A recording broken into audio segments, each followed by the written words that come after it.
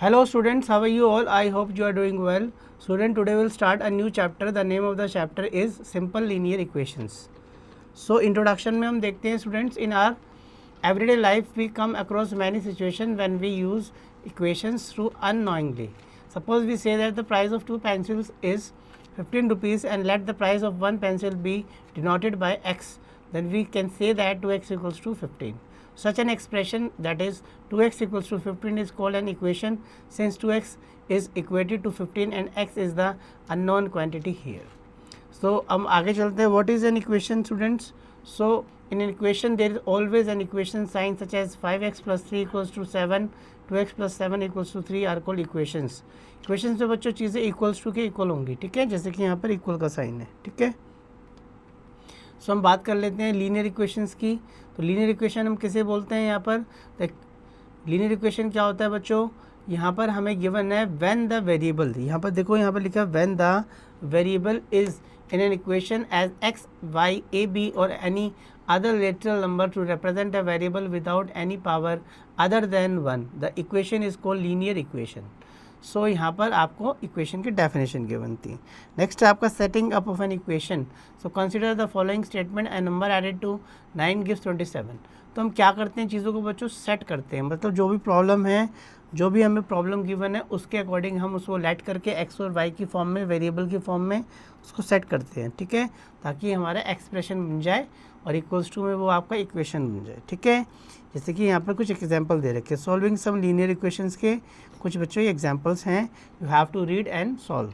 Next हम आगे चलते हैं. यहाँ पर ये कुछ एक्स्ट्रा एग्जांपल्स है बच्चों, बिना प्रैक्टिस के कुछ नहीं होगा, आपको प्रैक्टिस करनी पड़ेगी. एक्सरसाइज पे आ जाते हैं 12.1 का फर्स्ट क्वेश्चन पे.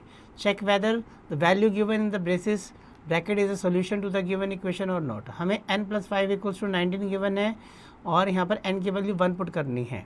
हमें बताना है इसका सोल्यूशन है या नहीं है. तो what do mean by solution बच्चों? जब left hand side equals to right hand side आ जाती है, it means this is the solution. जैसे कि n यहाँ पे 1 पुट करते हैं हम लेफ्ट हैंड साइड में, तो 1 + 5 आपका कितना आएगा 6, which is not equals to 19. It means ये इसका सोल्यूशन नहीं है, ठीक है. क्वेश्चन नंबर 2 पे आते हैं. Which of the following is not a linear equation. तो बच्चों लीनियर इक्वेशन किसको बोलते हैं? जिसके अंदर आपका पावर 1 हो, ठीक है. तो अगर हम इसको इससे कैंसिल करें तो x की वैल्यू यहाँ पर कितनी आएगी, 12 आ जाएगी, ठीक है, और x यहाँ पर पावर 1 है, तो ये आपका लीनियर इक्वेशन है. लीनियर का मतलब पावर 1, ठीक है. आगे चलते हैं क्वेश्चन नंबर 3 की तरफ. What is the value of t, और हमें गिवन है फॉर विच 5t + 3 = 18.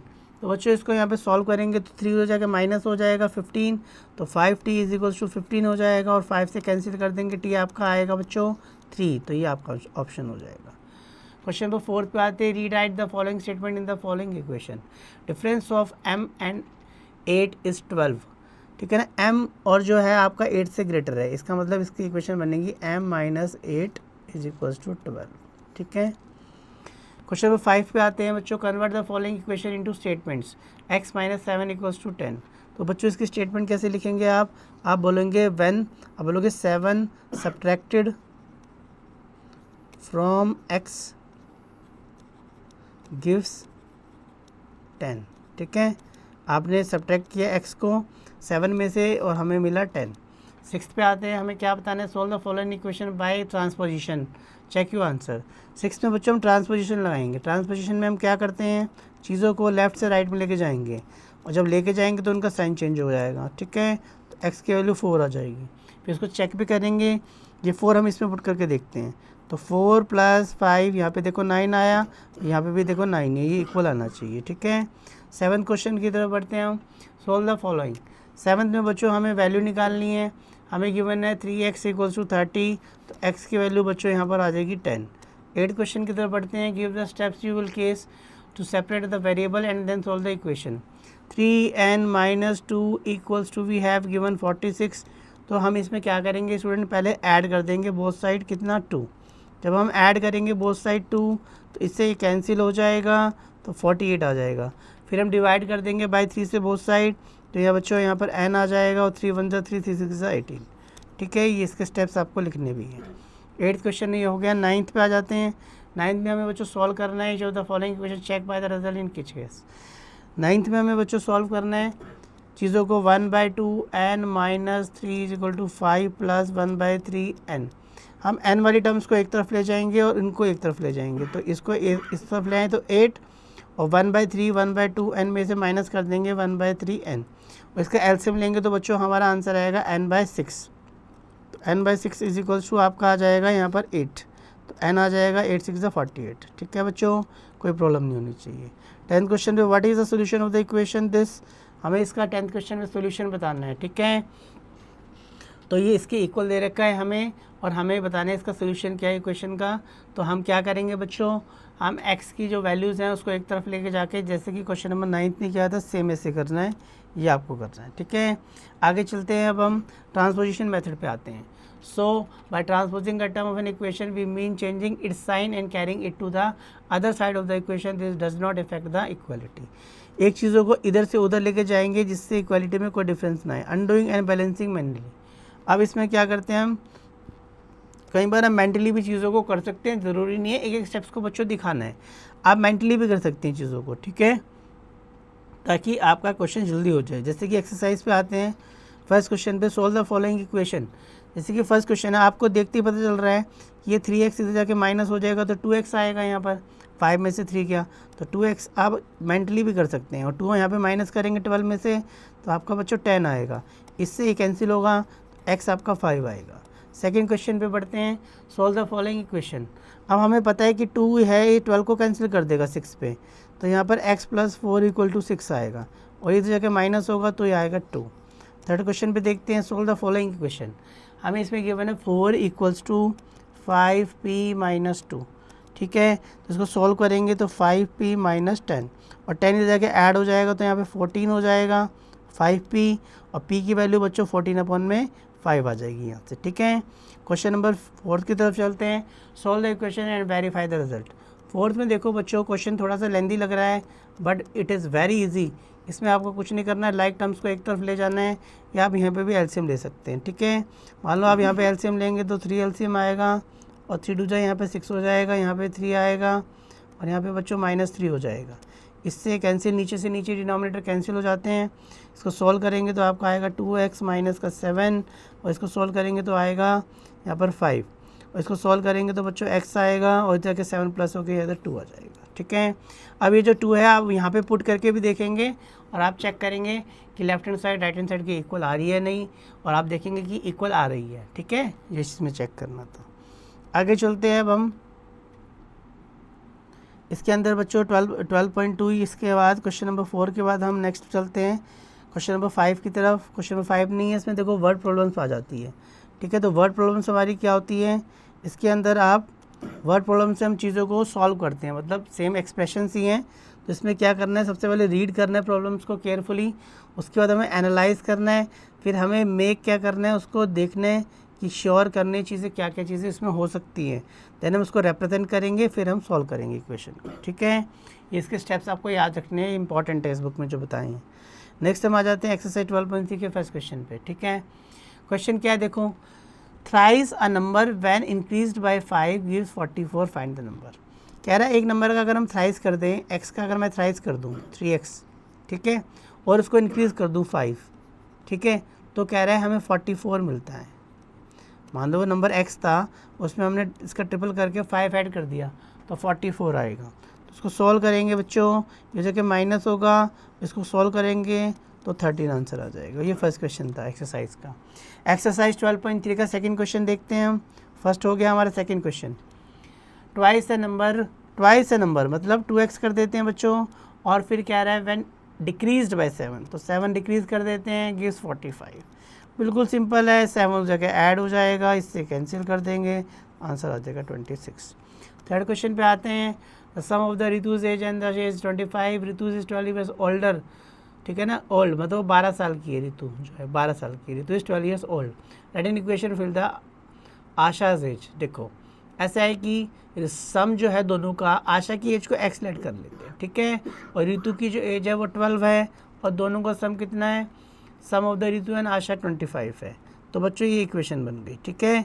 अब इसको सॉल्व कर देंगे तो माइनस कर देंगे, तो तो आपका 13 आ जाएगी इसकी, ठीक है।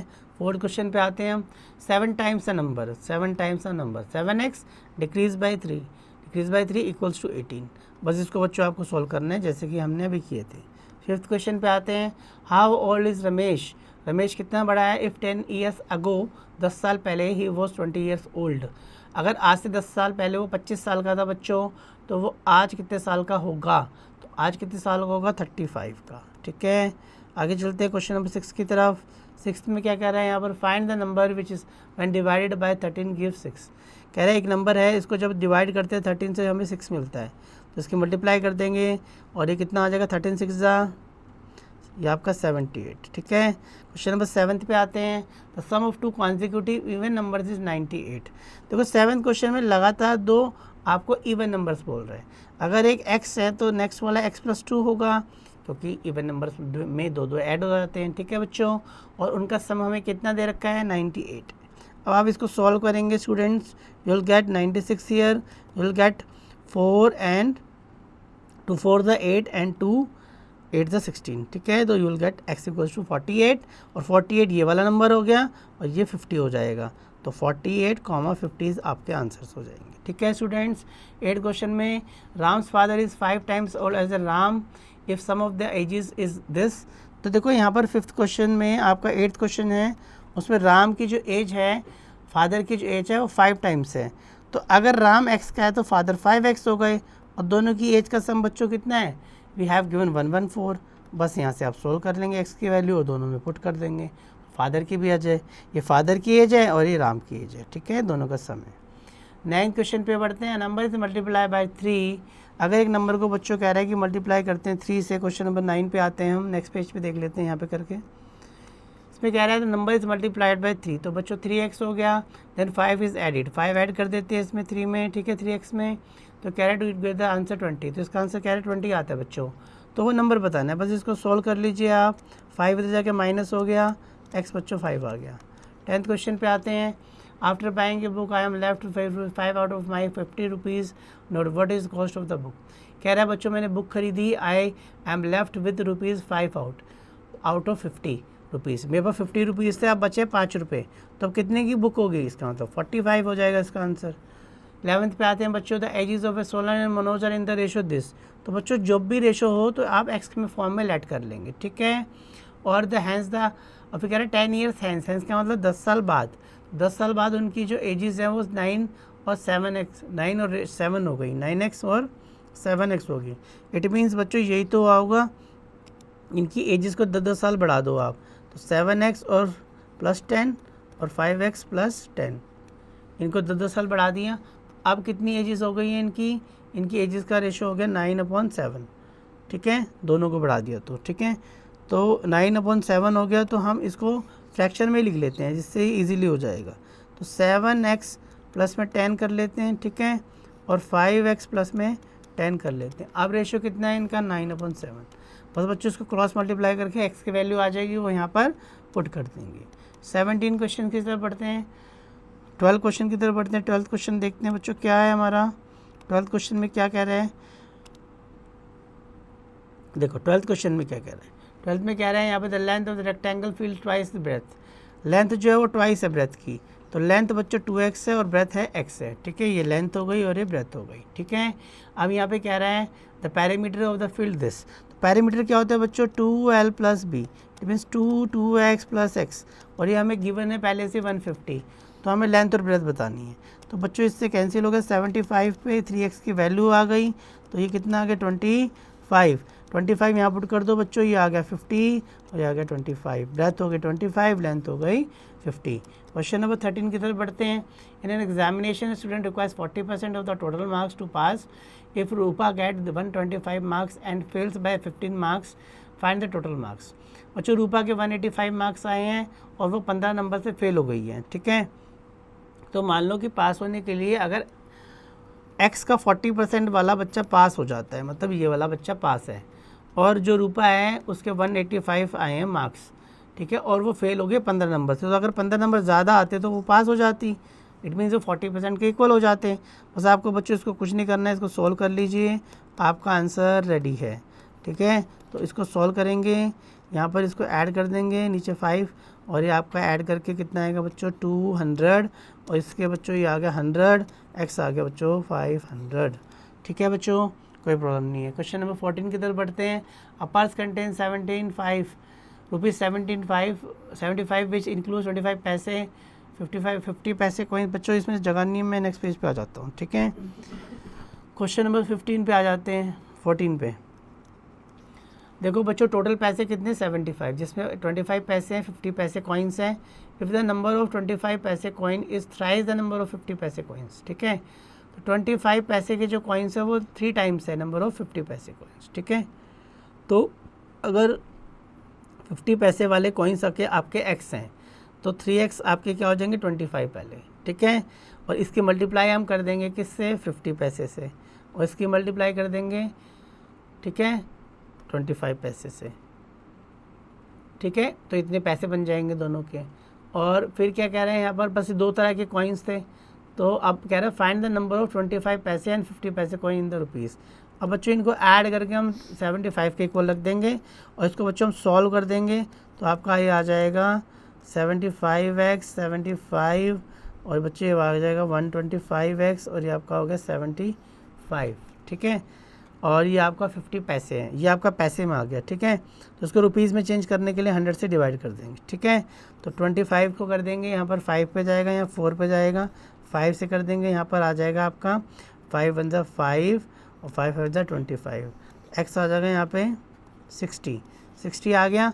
अब बच्चों ये वाले 60 हो गए और इसका 3 टाइम्स कर दो, तो 60 और 180 ये आपके पैसे हो गए, 50 पैसे वाले आपके कॉइन्स हो गए और ये आपके 25 पैसे वाले आपके कॉइन्स हो गए। ठीक है, कॉइन्स हो गए। इसमें पूछा क्या था हमें, फाइंड द नंबर ऑफ 25, ये कॉइन्स हो गए। ठीक है, उसके बाद बच्चों आ जाते हैं हम 15 क्वेश्चन पे। ममता मतलब इस thrice time as well as Mamta. Mamta अगर बच्चों उसकी अगर x की है तो मम्मी 3x की है। ठीक है, फिर कह रहे हैं यहाँ पर 4 times as old as Mamta sister. अच्छा, Mamta's mother is thrice times 3 times as old as Mamta से इतनी बड़ी है, and 4 times as old as Mamta sister, और 4 टाइम्स ममता की सिस्टर से है। तो ममता की सिस्टर की जो भी एज है उसका 4 टाइम्स ये है और उसकी ये 3 टाइम्स है। ठीक है, ठीक है, आगे चलते हैं। मोनिका, अच्छा मोनिका से कितनी है 4 टाइम्स है। ठीक है, ये 4 टाइम्स है मोनिका की। ठीक है, तो मोनिका इससे 3x/4 होगी, तो ये होगी मोनिका। ठीक है ना बच्चों, बस जितनी भी एज इसकी है अगर ये 4 टाइम्स है उसका 1 और उसका 1/4 कर देंगे तो ये मोनिका की एज आ जाएगी। ठीक है, आगे चलते हैं। अब हम इसमें क्या कह रहे हैं यहाँ पर, Monica is 3 years younger than Mamta. अब मोनिका क्या है 3 साल छोटी है किससे, ममता से। ठीक है, मतलब इनकी एज का डिफरेंस जो है बच्चों वो 3 साल का है। ठीक है, सिंपल सी बात है। आगे, how old Mamta Monika and their mother. तो बच्चों इसको सॉल्व कर देंगे। यहाँ पर आएगा 12x और ये आपका आएगा 3x 4 3 12 आ जाएगा यहाँ पर, तो ये आपका आ जाएगा 9x, x आ जाएगा 12/9। ठीक है, और इसको 3 3 ज़ा और 3 4 ज़ा, तो ये 4/3 और ये वैल्यूज़ हम यहाँ पे पुट कर देंगे, तीनों के एजेस आ जाएंगे। ठीक है बच्चों, 16 क्वेश्चन पे आते हैं। अमन ट्रैवल्ड, अब इसको एक होल नंबर भी बना सकते हैं हम, तो होल नंबर बनाने के लिए मुझे 3 से मल्टीप्लाई करना पड़ेगा, फिर आपको फिर सब में 3 से मल्टीप्लाई करना पड़ेगा। ठीक है, तो ये होल नंबर में भी आ सकता है क्वेश्चन। ठीक है, अगर आपका एजेस अगर मंथ्स में नहीं है ईयर्स में है तो आप इसको होल नंबर बनाने के लिए 3 से मल्टीप्लाई कर देंगे x को, तो सब में फिर आपको 3 से मल्टीप्लाई करना पड़ेगा, फिर वैल्यू पुट करनी पड़ेगी। ठीक है, क्वेश्चन नंबर 16 में, man travel this of his journey by trail, this by taxi, this by bus and the remaining 2 kilometre on the foot, what is the length of the total history. 16 question में बच्चों आपको सबको बस add कर देना है, 3/5 + 1/4 + 1/8 और +2, सबको ऐड एलसीएम लेके कर देना है, आपका आंसर आ जाएगा बच्चों। ठीक है, क्वेश्चन नंबर 17 की तरफ बढ़ते हैं। Many things of number subtracted 18 from it, x में से मान लो उसे नंबर सोचो और 18 माइनस कर दिया, and divided the difference bye 3 और इसको 3 से डिवाइड कर दिया, द रिजल्ट इज़ 4। बच्चों इसको बस इक्वेशन को आपको सॉल्व कर लेना है, क्रॉस मल्टीप्लाई करके x आ जाएगा। 18 क्वेश्चन के बढ़ते, length of rectangle whole is 3 meter more than the double of its breadth. अगर ब्रेथ x है तो उसका डबल कर दो, उसमें 3 ऐड कर दो, ये बच्चों लेंथ है और ये वाली आपकी ब्रेथ है। फिर आपको क्या करें यहाँ पर, आपको पैरामीटर गिवन है, बस आपको यहाँ पर फॉर्मूले में रख देना है 2l प्लस बी वाले फॉर्मूले में आपको इसको रख देना है, और पैरामीटर आपको भी गिवन है, यहाँ से x आ जाएगा सॉल्व करके और पुट कर देना है किसमें, यहाँ पर लेंथ और ब्रेथ आ जाएगी। आगे चलते हैं बच्चों, हम ट्रिकी टास्क आपको करना है। उसके बाद क्या है, 18 क्वेश्चन हो गए बच्चों। उसके बाद बच्चों ये आपको लास्ट में एक आपको असाइनमेंट गिवन है, ये आपको खुद करना है। तो student, in this way we have completed our chapter, so but you have to do still each and every question for yourself for practice.